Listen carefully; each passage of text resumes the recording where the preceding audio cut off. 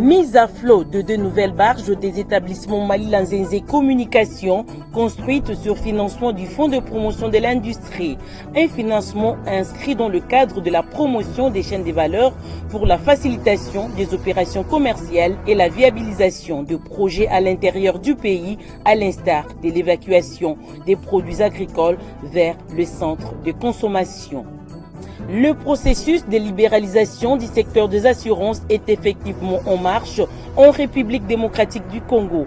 L'octroi des premiers agréments et autorisations aux nouvelles sociétés d'assurance et celles de courtage d'assurance, la vulgarisation et sensibilisation du Code des assurances, voilà autant d'activités à l'actif à l'autorité de régulation et de contrôle des assurances ARCA. Vous suivrez dans cette émission le film des activités organisées par l'ARCA tout au long de l'année 2019. Ce titre et tant d'autres dans le corps de ce numéro du magazine Fiscalité et Développement dans une présentation signée Didi Mavambou, Nombolo Pépé, Frédéric. Agence Galaxy Media, la passion de développer la RDC. Bienvenue à cette nouvelle édition du magazine Fiscalité et Développement. Ouvrons cette émission par l'administration douanière congolaise qui a clôturé l'année 2019 sur une note satisfaisante sur les assignations budgétaires arrêtées dans la loi de finances exercice 2019 à plus de 2645 milliards de francs congolais. La Direction générale des douanes et axes DGDA a mobilisé un peu plus de 2009 milliards de francs congolais, soit un taux de réalisation de 75,97%. Quelles sont les contraintes et difficultés rencontrées par cette régie financière dans la mobilisation des recettes en 2019? Quelles sont alors les mesures et pistes de solutions pour atteindre, voire dépasser les assignations de 2020? La réponse dans cet élément préparé par Fabien Luboulou Bakayak. En considérant les recettes mobilisées par la Direction générale des douanes et axes en 2019 estimées à 2009 milliards 639 350 44,92 francs congolais contre des prévisions de l'ordre de 2645 milliards 403 760 143 francs congolais, soit un taux de réalisation de 75,97%. Somme toute, par rapport aux réalisations, 3 provinces douanières ont crevé le plafond de leurs assignations. Le Kasaï occidental arrive en tête de ces pelotons avec 2 milliards 766 418 431 francs congolais sur 1 milliard 322 701 881,48 francs congolais attendus, soit 209,15% des taux de réalisation. Ensuite, le maniement avec 1 milliard 229 750 796 francs congolais sur 831 384 960,58 francs congolais, soit 147,92%. Enfin, l'Équateur avec 853 794 813 francs congolais sur 793 621 127,87 francs congolais, soit 107,58% des réalisations. Globalement, au regard de leurs assignations et les recettes mobilisées, toutes les provinces douanières n'ont pas démérité. Cependant, sans être exhaustif, quelques contraintes et difficultés rencontrées par la DGDA pour une mobilisation accrue des recettes en 2019 méritent d'être épinglées. Il s'agit entre autres de la persistance de la fiscalité négative sur les produits pétroliers, les autorisations des compensations et les niveaux élevés des exonérations accordées. Au grand mot, grand remède, dit-on. Pour atteindre les prévisions budgétaires fixées en 2020 à 4 565 milliards 868 327 074 francs congolais, soit un taux d'accroissement de 72,60% par rapport à 2019, les mesures relatives aux recettes des douanes et axes suivantes doivent être prises. L'imposition des articles et ouvrages en matière plastique conformément aux dispositions de l'ordonnance loi numéro 18/002 du 13 mars 2018 portant code des axes.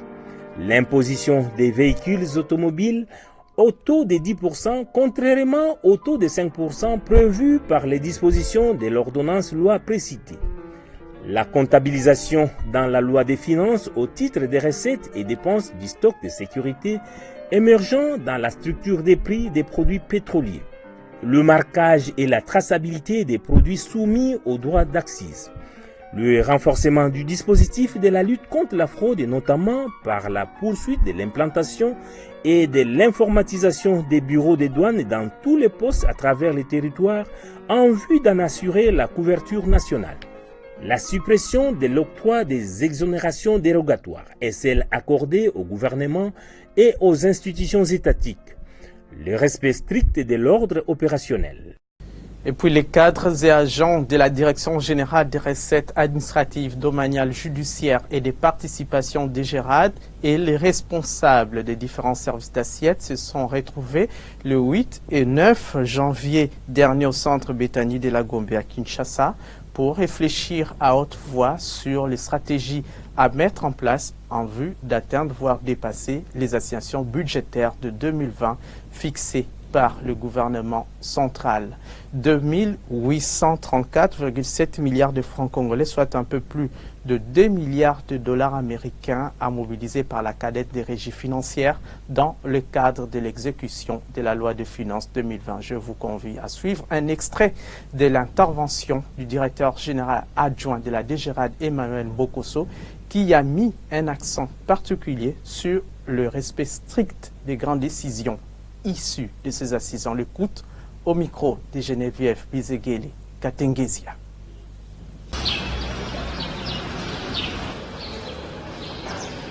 Le travail que nous faisons de mobilisation, c'est pour les 80 millions de Congolais. Nous devons avoir ça en cœur, que c'est une grande responsabilité. Et une chose est de préparer la mensualisation des taxations, de lister les actions, de les chronométrer, de fixer même l'échéance, même les unités responsables, même le coût. C'est très bien, c'est un bon travail. Mais une autre, c'est de passer à l'exécution. C'est comme je l'ai dit le premier jour, quand on me posait la question sur les missions mixtes. J'ai dit, on pourra les faire, mais il faut tenir compte des contraintes du gouvernement. Mais pour qu'une mission soit réalisée, vous devez d'abord maîtriser la procédure de décaissement, la procédure budgétaire en matière de décaissement de fonds. C'est-à-dire, si vous devez projeter une mission en juin, il faut commencer dès maintenant. Vérifier vos crédits, voir ce qu'on vous a mis dans les plans d'engagement budgétaire et commencer. Vous avez un contrôleur rattaché à chaque ministère, un contrôleur du budget. Commencez avec ces cadres-là, comment préparer les dossiers pour que vers la fin du premier semestre, vous soyez en mesure d'obtenir les moyens pour effectuer votre mission. Je voulais dire par là qu'il faut poser les actions au moment qu'il faut. Il ne faut pas attendre en dernière minute. Non, les moyens ne sont pas là. Peut-être vous n'êtes pas pris à temps. J'ai dit le premier jour que vous connaissez tous les priorités du gouvernement actuellement. J'ai parlé même de la gratuité de l'enseignement. J'ai dit, donc en tenant compte de ça, vous devez déjà savoir qu'il y a des priorités. Et que si vous voulez avoir certaines actions être financées, il faut commencer à temps.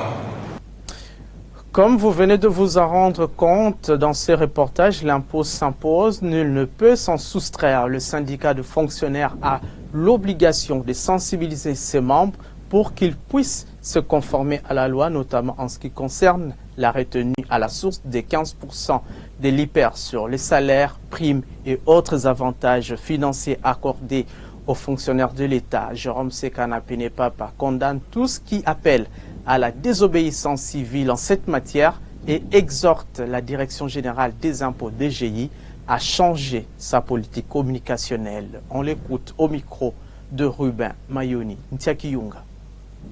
Je condamne avec la dernière énergie les syndicats qui appellent à la grève. Ce n'est pas ça la solution. Je voudrais informer nos compatriotes fonctionnaires que dans ces pays, presque toutes les autorités payent maintenant l'impôt professionnel sur les rémunérations, en commençant par le président de la République. Et nous nous étions investis en 2010. Vous vous souvenez, nous avions fait circuler une pétition qui avait récolté plus de 150 000 signatures. Et que, à l'issue de cette pétition, en 2012, les députés et sénateurs qui ne payaient pas l'impôt depuis la nuit des temps ont commencé à payer l'impôt professionnel sur les rémunérations. C'est-à-dire l'UPR est retenu au niveau de leurs émoluments. Alors, les fonctionnaires, pourquoi ils doivent refuser? Ils ne peuvent pas refuser parce que c'est la loi qui l'oblige. C'est tout le monde qui doit payer l'impôt. Nous comprenons que l'impôt est une chirurgie du portefeuille, qu'on ne paye pas de gaieté de cœur, mais c'est la loi.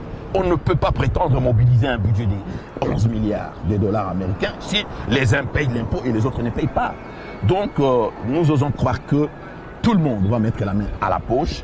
Et je voudrais rappeler ici aux responsables des régies financières qu'il faut améliorer la communication. Parce que ce qui arrive à la DGI est le résultat d'un déficit communicationnel. La communication institutionnelle est devenue aujourd'hui un levier politico-stratégique des premiers rangs pour amener une entreprise à la performance lorsqu'on manage très bien ou à la contre-performance lorsqu'on ne manage pas très bien ces leviers-là. Donc, si la DGI avait communiqué avec de barèmes et expliqué que le président de la République, voilà ce qu'il paye, les ministres, les députés et tout ça, et vous les fonctionnaires à travers des matinées fiscales, je ne vois pas un seul fonctionnaire qui pouvait dire écoutez, moi je ne paye pas. Donc il y a eu absence de communication en amont et la DGI s'est contente de faire une communication des crises. Non, il faut quitter ces sentiers-là des communications des crises, il faut basculer vers une communication professionnelle, prévisionnelle, une communication de persuasion. Et c'est de cette manière-là que la DGI peut mobiliser les gens. Ce que j'ai dit pour la DGI est motandis, pour la DGDA et pour la DGA. Pourquoi je l'ai dit? Parce que, regardez, la DGI doit mobiliser pour l'exercice 2020 4 milliards de dollars américains convertis en francs congolais. La DGDA, 2 milliards 650 millions. La DGRA, un peu plus de 2 milliards de dollars américains. Mais c'est une mer à boire pour ces régies qui n'arrivent pas à mobiliser autant de recettes. Parce qu'on a presque doublé, ou je dirais même triplé pour d'autres régies. Voilà pourquoi il faut changer de stratégie. Et la DGI doit communiquer, les régies doivent communiquer en s'appuyant maintenant sur les réformes. La plus grande réforme que nous avons aujourd'hui, c'est la chaîne de la recette que nous avons déjà vulgarisée depuis une année, et qui doit fonctionner en parallèle avec la chaîne de la dépense qui existait depuis 2004. Il faut expliquer aux gens pour que la population, les assujettis, les contribuables s'approprient. Il faut former les agents du fisc pour qu'ils puissent bien manipuler cet outil-là qui va nous permettre de mobiliser suffisamment de recettes. Et là, je voudrais vraiment féliciter Madame Rita Bola de la DGRK qui vient d'installer, regardez derrière moi, tout un quartier général pour percevoir l'impôt sur les revenus locatifs ainsi que l'impôt foncier. Les deux impôts-là peuvent permettre à la ville de mobiliser plus de 5 milliards de dollars. Voilà la stratégie de communication. Il faut améliorer la stratégie de communication. Et je l'ai dit en connaissance de cause parce que moi je suis enfant maison des régies financières. J'y évolue dans ces régies depuis 22 ans. Aujourd'hui je connais les hommes et je connais le jeu et les joueurs. Et le problème qu'il y a, par exemple, la DGI, ce n'est pas seulement, même si tous les fonctionnaires payés, la DGI ne va pas atteindre les 4 milliards. Pour que la DGI atteigne les 4 milliards, il faut élargir l'assiette fiscale. La plus grande faiblesse donc, qui ronge la DGI, c'est la modicité de l'assiette. Moins de 177 000 personnes physiques confondues et morales confondues sont régulièrement inscrites dans les registres de la DGI. Il faut que le répertoire de la DGI devienne dynamique. Ça doit évoluer en fonction des activités économiques qui poussent comme des champignons dans la ville. C'est de cette manière-là. Et pour y parvenir, il faut activer ce qu'on appelle l'identifiant fiscal unique. Ce n'est pas en donnant les numéros impôts aux membres du cabinet du chef de l'État. Il faut aller dans la masse. Il faut investir les coûts économiques, 10 millions de dollars, pour sensibiliser et une fois de plus utiliser les médias avec des professionnels de la communication pour que tout le monde puisse s'acquitter de ses obligations fiscales. Deuxièmement, il faut placer l'homme qu'il faut à la place qu'il faut. On a au sein de la DGI des hommes, des femmes très intelligents des compétences valables, mais qui sont mises à côté. Bypassées, on place dans des postes de clés, notamment dans des directions opérationnelles, des gens parfois qui n'ont pas de profil, et des gens qui ne savent pas manager l'impôt.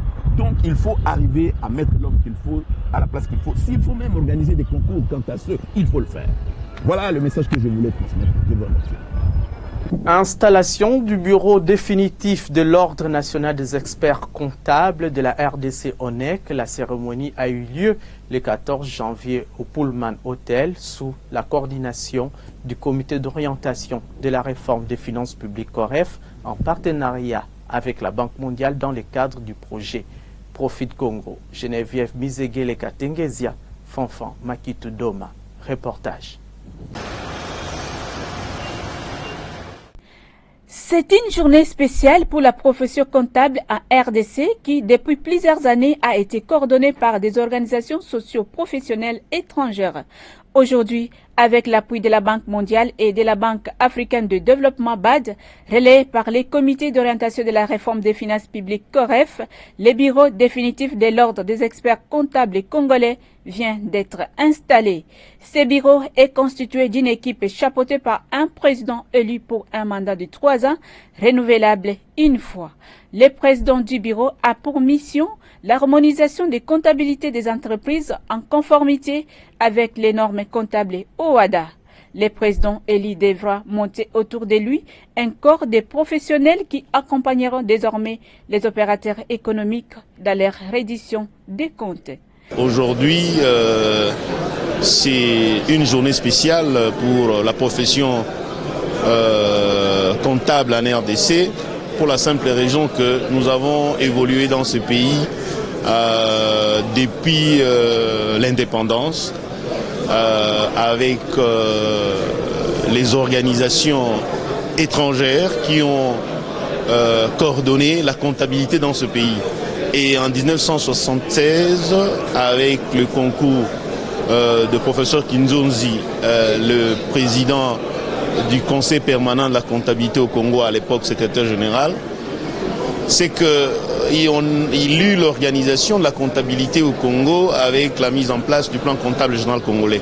Mais ce qui manquait toujours dans cette organisation-là, c'est l'organisme de coordination de la comptabilité au Congo, dans le sens de la profession comptable. Et ça a pris du temps pour cette installation jusqu'à ce jour, avec l'appui de la Banque mondiale et surtout sous le plan africain de Pan-African Federation of Accountants. Aujourd'hui, le bureau définitif de l'ordre est installé. Dans son discours, le président sortant, Aimé Ilunga, a confirmé avoir accompli sa mission durant son mandat, tout en présentant sa gratitude à l'égard du COREF, qui n'a aménagé aucun effort pour soutenir les activités de l'ONEC. Nous n'avons pas inventé, nous avons suivi le chronogramme légal, nous avons suivi l'économie de la loi, parce qu'il s'agit d'un ordre. Il est composé des membres, qu'on appelle experts comptables. Il fallait donc et des organes qui représentent au nom desquels les personnes agissent. C'est ainsi qu'il nous a été premièrement donné mission de procéder à l'agrément des experts comptables. Première mission de la commission, suivant les critères légaux. Nous n'avons rien inventé. Et puis après cet agrément, on est passé à l'installation des conseils provinciaux. Parce que l'ordre a un conseil national et des conseils provinciaux. COREF, Banque mondiale, COREF, ça c'est incontournable. Même si aujourd'hui il y a la BAD, aujourd'hui mais ils ont suivi après. Mais le tout c'est COREF. Que ce soit lors de prestations de serment des experts comptables, c'est COREF. Comprenez? Il y a eu de séances de renforcement des capacités, c'est COREF. Cela nécessite l'invitation à inviter le monde extérieur, c'est COREF. Je l'ai dit à travers mon mot, qui daignent recevoir ici l'expression de notre profonde gratitude à leur égard. De son côté, Benjamin Zailou, président entrant de l'ONEC, a remercié le gouvernement congolais qui, grâce à son assistance, a doté l'ONEC d'un cadre légal susceptible d'améliorer la gouvernance au sein des entreprises congolaises. Nos remerciements à l'endroit du gouvernement sont adressés particulièrement grâce à son assistance pour mettre en place enfin un cadre légal dans ces pays. Et à nos confrères, nous disons grand merci parce qu'ils nous ont apporté déjà hier toute l'assistance pour que la journée académique ait lieu. La République démocratique du Congo est donc appelée à se conformer aux normes comptables OHADA révisées pour la sécurisation et l'amélioration du climat des affaires et d'investissement dans ces grands pays de Laurent Désiré Kabila et de Patrice Emery Lumumba.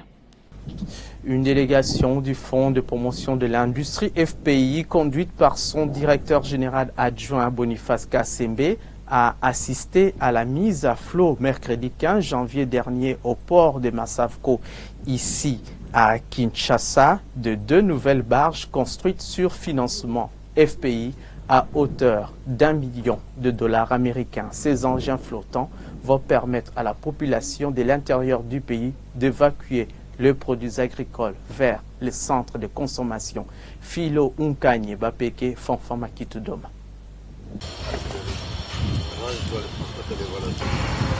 Membres du conseil d'administration et de la haute direction du FPI ont assisté à la mise à flot de ces 2 barges des établissements Malila Nzenzé Congo.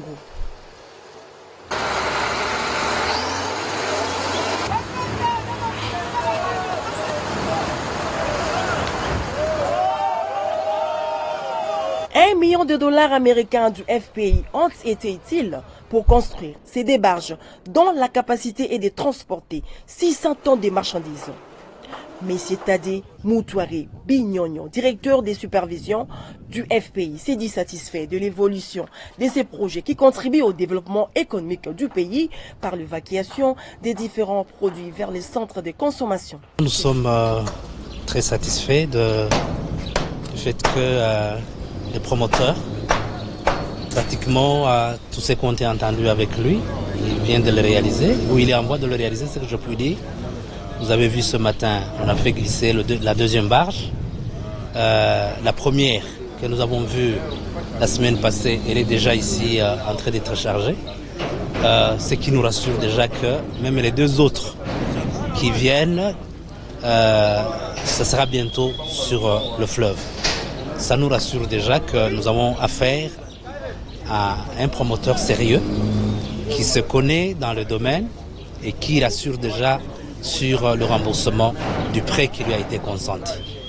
Non seulement lui-même qui a bénéficié du financement, il retire des dividendes de notre fonds, mais aussi des services chargés du chargement comme l'ONATRA est en train déjà de tirer quelque chose. Donc il y a des services à différents niveaux qui sont rendus à notre population. Vous voyez des faits à différents niveaux, plusieurs services s'interposent et la population retrouve son compte. Et c'est notre satisfaction comme FPI. Pour Olivier Birler, directeur général des établissements Malila Nzenzé, le soutien du FPI va permettre de relancer les secteurs industriels en RDC pour la création d'emplois et la réduction de la pauvreté. Les 2 autres, on les commence déjà aujourd'hui. Donc à partir de la semaine prochaine, vous allez voir qu'elles sont en construction déjà. Surtout des produits manufacturés au Congo, comme le sucre, la farine, les produits cosmétiques, les produits pharmaceutiques, tous les produits que l'intérieur a besoin. Mais au retour, ce sont des produits alimentaires, genre du maïs, du foufou, des haricots, du bois scié. Donc tout ce que l'intérieur peut produire, nous ramenons.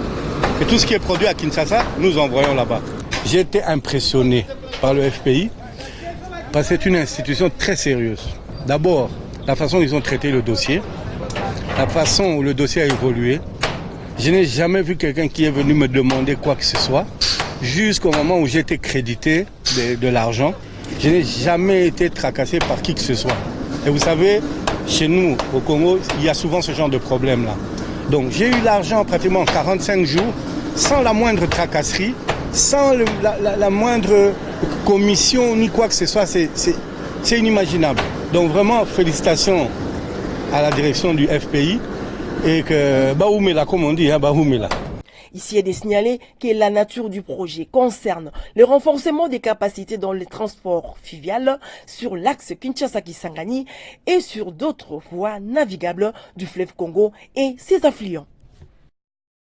Voyons à présent les tendances de prix de quelques denrées alimentaires des grandes consommations sur le principal marché de la capitale congolaise qui est Kinshasa. Après quelques jours de festivités de fin d'année, Philo Nkanibapeke a fait le tour de ces marchés de la capitale congolaise où les prix ne font que prendre de l'ascenseur.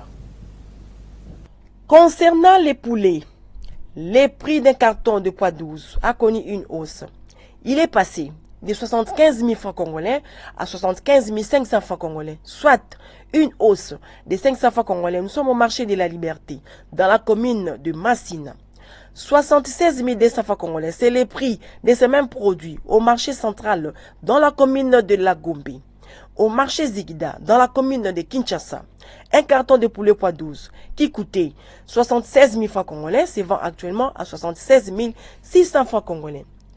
Des 76 200 francs congolais à 76 700 francs congolais au marché Gambela, dans la commune de Kassavubu. Cette hausse des prix des poulets est due à la dépréciation du franc congolais face aux devises étrangères. Hausse des prix de haricots sur les marchés de Kinshasa. Les sacs de 100 kg qui coûtaient 240 $ américains se vendent actuellement à 245 $ américains au marché de la Liberté. Hausse également au marché central où le prix est passé de 235 $ américains à 240 $ américains. Stabilité par contre au marché Zigda où ces mêmes produits se négocient à 235 $ américains. Au marché Gambela, on peut l'avoir à 250 $ américains. Stabilité du prix du riz sur les marchés de Kinshasa après les festivités de fin d'année. 34 800 francs congolais au marché de la Liberté, 34 900 francs congolais au marché central, 34 600 francs congolais au marché Zigida et 34 500 francs congolais au marché Gambela. Légère hausse des prix du maïs graine sur les différents marchés de Kinshasa. Les prix d'un sac qui se vendait à 75 000 francs congolais coûte présentement 80 000 francs congolais au marché de la Liberté. Au marché central, on peut l'acheter à 95 000 francs congolais. Au marché Zigda, un sac de maïs se négocie à 90 000 francs congolais. 83 000 francs congolais, c'est le prix d'un sac de maïs graine au marché Gambela. Cette légère hausse des prix est consécutive au mauvais état des routes de dessert agricole. Bouclons ce tour d'horizon des prix avec le sucre dont un sac de 50 kg a connu une hausse, passant de 74 200 francs congolais à 74 500 francs congolais, soit 300 francs congolais de plus au marché de la Liberté. Même constat fait au marché central où le prix de ces mêmes produits est passé de 75 400 francs congolais à 76 000 francs congolais. Au marché Zigida, de 75 300 francs congolais à 75 800 francs congolais. 77 000 francs congolais, c'est le prix d'un sac de sucre de 50 kg au marché Gambela. Voilà donc les tendances des prix de quelques denrées alimentaires de grande consommation au samedi 18 janvier 2020 sur les différents marchés de Kinshasa, la capitale de la RDC. Une journée historique pour la GECAMI, historique pour le peuple congolais. Parce que ça n'est jamais arrivé à voir une JV sur le mode BOT, Build, Operate and Transfer. Ce qui veut dire, c'est qu'au bout de 9 ans, ou peut-être 11 ans, la GECAMI sera le seul exploitant et propriétaire de cette usine. En termes de partenariat, actionnariat, vous avez 51% pour CNMC et 49% pour GECAMI. C'est du jamais vu. Je répète, c'est du jamais vu.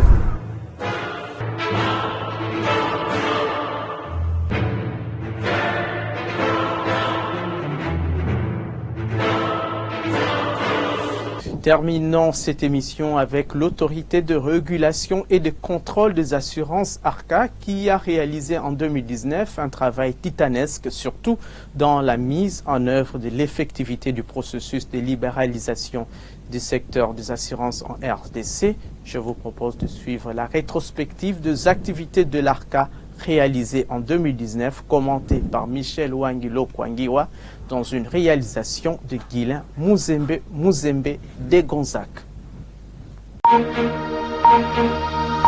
L'année 2019 a été riche en événements à l'autorité de régulation et de contrôle des assurances ARCA, dont voici quelques-uns. L'effectivité du processus de libéralisation du secteur des assurances par l'octroi de premiers agréments aux nouvelles sociétés d'assurance et sociétés de courtage d'assurance. Lancement de la vulgarisation et de sensibilisation du code des assurances auprès des institutions publiques, des opérateurs économiques et de toutes les couches sociales de la population congolaise.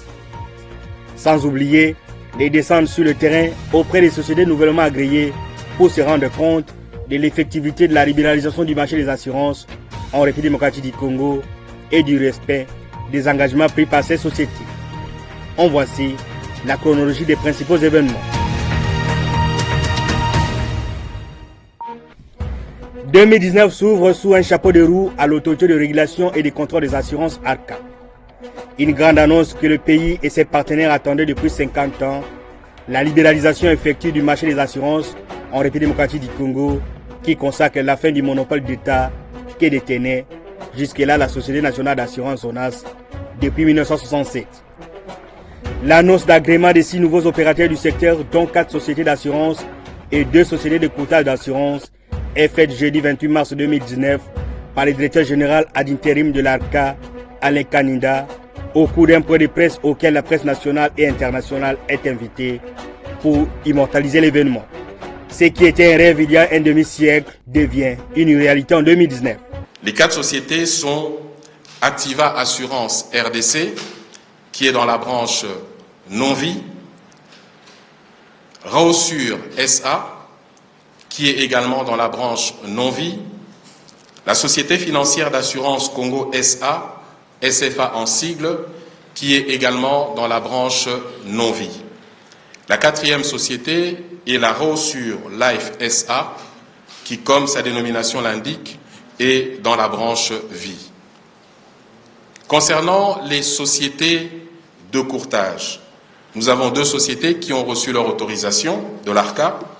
Il s'agit de Grâce à Voix RDC et de Allied Insurance Brokers SARL AIB en sigle. Liant la parole à l'acte, 30 jours après l'agrément officiel de ces sociétés, le directeur général AI de l'ARCA procède à la remise officielle des décisions d'agrément et autorisation accordées à 6 opérateurs d'assurance. Nous sommes mardi 30 avril 2019. Les sociétés d'assurance et de courtage sont donc agréées. Les décisions de remise d'agrément sont signées. L'autorité de régulation et de contrôle des assurances ARCA passe à la vitesse supérieure, faire asseoir son autorité sur le marché des assurances congolais conformément à la loi.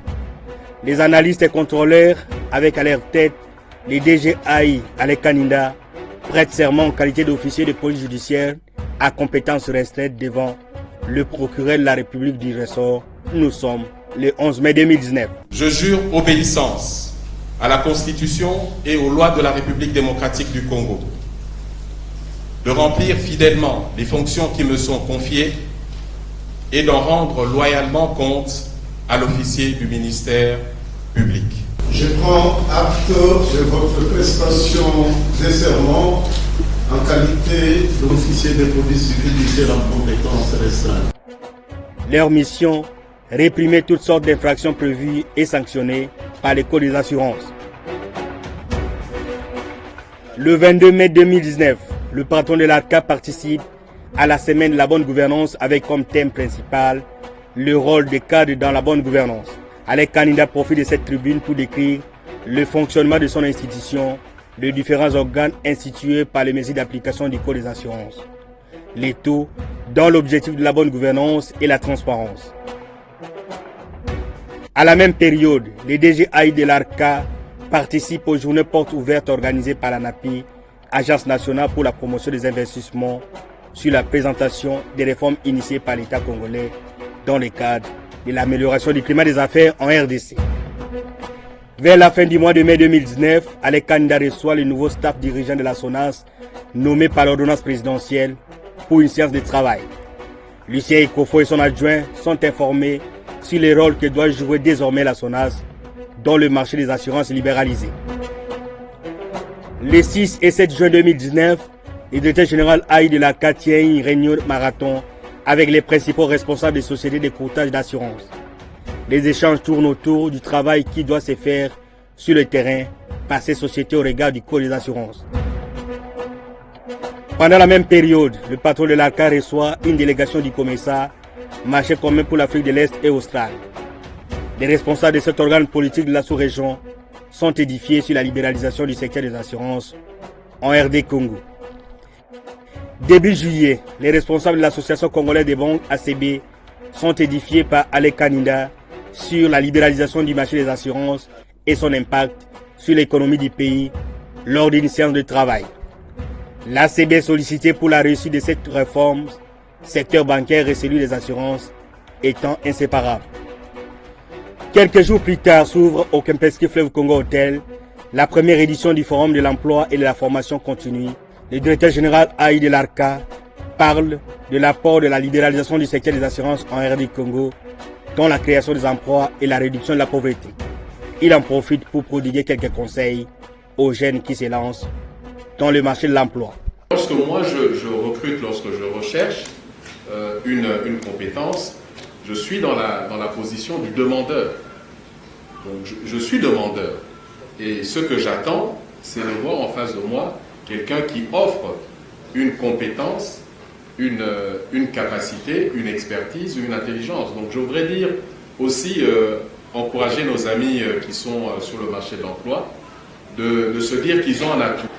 Le mois de juillet 2019 à l'ARCA est marqué également de la signature d'un protocole d'accord entre ARCA et la structure dénommée ESSOR. Cette structure s'engage à apporter son soutien technique à ARCA dans l'accomplissement de sa mission. L'Agence nationale pour la promotion des investissements ANAPI organise les 30 et 31 juillet 2019 dans l'enceinte de l'Université protestante au Congo UPC des journées de sensibilisation et de vulgarisation des réformes entreprises sur l'amélioration du climat des affaires et des investissements en République démocratique du Congo avec promotion des grandes, petites et moyennes entreprises évoluant au pays. Le directeur général AI de l'ARCA, Alec Kanida, est invité pour parler de l'accès au crédit et des réformes engagées dans le secteur des assurances en République démocratique du Congo. La libéralisation du secteur des assurances étant effective, il faut rendre compte aux principaux acteurs de cette dernière, dont en tête le Parlement, où les lois sont votées. C'est l'objet même de l'audience accordée par la présidente de l'Assemblée nationale au DG AI d'ARCA, mercredi 7 août 2019. Le patron d'ARCA annonce au speaker de la Chambre basse du Parlement l'effectivité de la libéralisation du secteur des assurances. Aujourd'hui, venu expliquer à Madame la Présidente qu'il y a une étape importante qui a été franchie, parce qu'aujourd'hui nous avons autorisé, agréé plusieurs sociétés d'assurance à côté de la SONAS qui sont opérationnelles sur le marché. Il y a 4 nouvelles sociétés d'assurance avec la SONAS également qui travaillent. Donc on a 5 opérateurs en tant que société d'assurance et également des sociétés de courtage qui sont opérationnelles sur le marché. Répondant à l'appel d'ARCA de remise à niveau de son personnel sur le fonctionnement du marché des assurances, Africa Re organise une formation de 3 jours au bénéfice des agents et cadres de l'ARCA. Cette formation va s'étendre aux opérateurs du secteur des assurances. Les DG de l'ARCA procèdent à la remise de brevets aux participants le 19 septembre 2019. Pendant la même période, le directeur général AI de l'ARCA est invité au lancement officiel des activités de la société financière d'assurance. Alec Kanida en profite pour parler de sa structure. La campagne de vulgarisation et sensibilisation du code des assurances, l'ouverture du marché des assurances et l'accompagnement du pouvoir judiciaire au menu des échanges avec les principaux responsables du pouvoir judiciaire congolais. Alec Kanida échange d'abord avec le premier président de la Cour de cassation sur l'importance de cette réforme économique pour le pays. Vous savez que le marché des assurances vient de s'ouvrir avec des nouvelles sociétés qui opèrent sur le marché et il est maintenant absolument temps d'apporter un certain nombre de correctifs pour remettre notre marché en ordre. et il y a un programme qui vient d'être lancé de lutte antifraude qui devra nous permettre de mettre fin à tous les opérateurs illégaux qui sont sur le marché local. Puis il se rend également auprès du procureur général de la République près la même cour, Flori Kabange, pour l'accompagnement du parquet dans la réalisation des missions révolues à l'ARCA. Le 24 octobre 2019 intervient le lancement de l'association des médecins issus de l'Université protestante au Congo UPC. Au nom du directeur général AI de l'ARCA empêché, c'est Robert Matungala, directeur de la régulation et des contrôles à l'ARCA, qui expose sur la contribution du secteur des assurances sur le bon fonctionnement du système de santé en République démocratique du Congo. La série de vulgarisation du code des assurances commence à l'intérieur du pays. Première étape, Lubumbashi dans les Hauts-Katanga. Opérateurs économiques et autres acteurs importants pour l'économie de la région participent à cette rencontre. Mettant à profit son séjour le choix, le DG AI d'ARCA mène d'intenses activités. Le 28 octobre 2019 est organisé au Pullman Hotel la rentrée des banques et des assurances 2019-2020. Aleka Ninda est intervenu pour présenter sa structure et les avantages que procure la libéralisation du secteur des assurances. Une mission du commissaire est de retour à Kinshasa. Une table ronde est organisée entre cette délégation et les staffs dirigeants de l'ARCA sur la libéralisation du secteur des assurances en RDC. La même délégation tient une session de formation technique en faveur d'une vingtaine d'experts du secteur des assurances sur le régime de la carte jaune du commissaire. Pendant 3 jours, les experts de l'autorité de régulation et de contrôle des assurances, ARCA, ceux de la Société nationale d'assurance, SONAS, et la Société financière d'assurance, de Raosur et d'Activa, se familiarisent avec les notions du régime de la carte jaune. Après les officiers d'être informés sur l'effectivité de la libéralisation du secteur des assurances, c'est au tour du grand public et des opérateurs économiques d'être sensibilisés sur cette réforme combien importante. Après Lubumbashi dans les Hauts-Katanga, c'est au tour des opérateurs économiques de la ville province de Kinshasa d'être sensibilisés sur cette réforme importante du secteur économique congolais. Alec Kanida explique à l'auditoire l'imitation opérée par les codes des assurances à travers la libéralisation du secteur et son impact sur l'activité économique et sociale du pays. La cérémonie se déroule au siège national de la Fédération des entreprises du Congo. Les opérateurs économiques, les sociétés d'assurance nouvellement agréées, la SONAS et d'autres entités concernées par la fin du monopole dans ce secteur prennent part à cette matinée de vulgarisation du code des assurances avec comme principal orateur le patron de l'ARCA sous la modération de l'administrateur délégué de la FEC. Nous sommes jeudi 21 novembre 2019. Nous estimons que la SONAS a également sa place, mais pour autant, comme je l'ai dit tout à l'heure, qu'il y ait un véritable audit soit fait au niveau de la SONAS. Face à la libéralisation du secteur d'assurance, la SONAS considère que les nouvelles sociétés d'assurance agréées par l'autorité de régulation et de contrôle des assurances ne sont pas ses ennemis.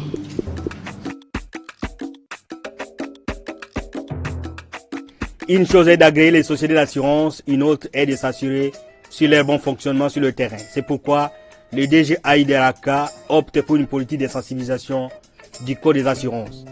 Les sociétés d'assurance nouvellement agréées fonctionnent déjà, d'où il faut se rassurer de l'effectivité du travail sur le terrain. Alec Kanida opte pour une politique de proximité et d'inspection des sociétés nouvellement agréées. Les DG AI d'ARCA se rendent compte sur place de l'effectivité des activités des sociétés d'assurance nouvellement créées et descend également au bureau de la SONAS pour s'enquérir des dispositions prises par cette société d'État dans le cadre de la libéralisation du secteur. Au menu des échanges entre les responsables de l'ARCA et la SONAS, les rôles que devait jouer la Société nationale d'assurance sur ce marché des assurances libéralisées. L'accompagnement de l'ARCA y est bien accueilli à la SONAS. Nous ressentons la fierté d'être honoré par la présence du directeur général de l'autorité de régulation. Il est venu non seulement dans sa mission d'itinérance, comme lui reconnaît les textes de loi, mais il est venu aussi nous réconforter. Il est venu nous réconforter et nous avons beaucoup saisi de son mot qu'il a eu à prononcer dans notre bureau. J'ai eu un échange intéressant avec monsieur le directeur général, ainsi que monsieur le directeur général adjoint et les cadres qui ont participé à cette session d'information, qui nous a permis quand même aussi de comprendre certaines réalités qui préoccupent la direction générale, qui préoccupent la SONAS dans la vision qu'elle est en train de développer et surtout dans la stratégie qu'elle est en train de mettre en place pour évoluer dans ce marché qui désormais est concurrentiel. Après la SONAS, Alec Kanda poursuit son inspection par Alioud Insurance Broker AIB, où le directeur général de l'ARCA palpe du doigt la réalité de ces courtiers d'assurance, une visite appréciée à sa juste valeur par les responsables d'AIB. Alec Kanda s'est rendu aussi chez Ascoma RDC. Son souci majeur est de voir cette nouvelle société agréée contribuer à la mise en place d'un secteur d'assurance susceptible de répondre aux besoins de la population et des entreprises. La société financière d'assurance SFA a également reçu la visite du numéro 1 d'ARCA qui veut se rendre compte de la réalité de cette société appelée à user de l'innovation, de la solidité, du dynamisme et de la capacité de garantir la sécurité des clients.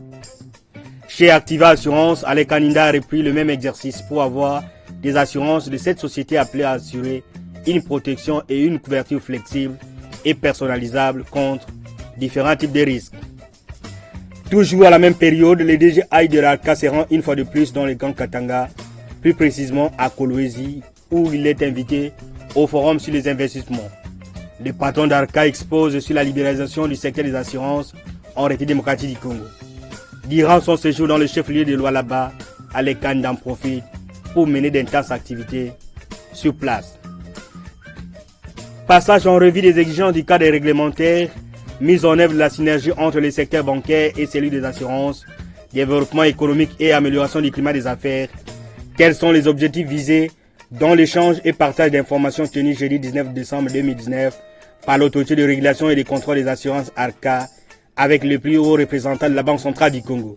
La problématique là liée au placement dans les sociétés d'assurance par les banques, qui devait impliquer l'accroissement des dépôts de banques avec d'autres conséquences sur l'implication sur la réserve obligataire. Nous sommes en train de réfléchir là-dessus et je crois que en 2020, la réflexion pour aboutir. Le recours à la couverture d'assurance, c'est lié également au crédit à plus long terme. Alors, par rapport aux opportunités de placement pour les banques, au problème de surliquidité des banques, nous revenons sur cette problématique. Nous posons la question de savoir pourquoi est-ce que les banques ne font pas beaucoup plus de crédits, surtout à long terme.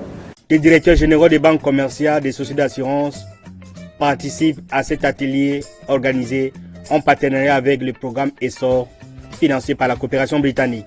En 2019, nous avons marqué ce pas important de l'ouverture effective du marché à travers l'agrément de nouvelles sociétés d'assurance et également l'autorisation à de nouvelles sociétés de courtage. Aujourd'hui, le marché actuel, qui est essentiellement représenté, suivant les statistiques officielles portées par la SONAS, par la RC Automobile, c'est un marché qui est évalué à près de 100 millions de dollars.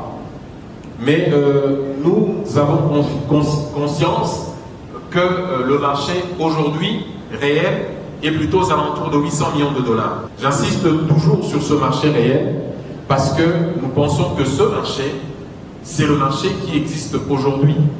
Notre marché est caractérisé par des opérateurs économiques qui prennent leurs primes en dehors du pays et ces primes doivent être aujourd'hui, dans le contexte de la libéralisation, être prises ici en République démocratique du Congo. Un déjeuner d'affaires qui entre dans le cadre de la vulgarisation du Code des assurances. Les pétroliers producteurs sont également associés à cette vulgarisation. Comme on peut se rendre compte, l'année 2019 a été riche en événements à l'autorité de régulation et de contrôle des assurances. La libéralisation du secteur des assurances, qui était un rêve hier, est aujourd'hui une réalité indéniable en République démocratique du Congo. 2020 sera également une année d'action aussi pour l'ARCA, comme l'a dit le président de la République Félix Antoine Tshisekedi Tshilombo lors de son dernier discours à la nation via le Congrès. Car le fruit des premières sociétés agréées sera sans doute récolté et l'avènement d'autres nouveaux opérateurs du secteur des assurances attendue. Ainsi, grâce à l'appui du gouvernement, l'ARCA est en train d'écrire l'histoire d'un marché des assurances dynamique, inclusif, équitable et conforme aux standards internationaux pour être un des plus grands marchés d'assurance en Afrique pour le développement de la République démocratique du Congo.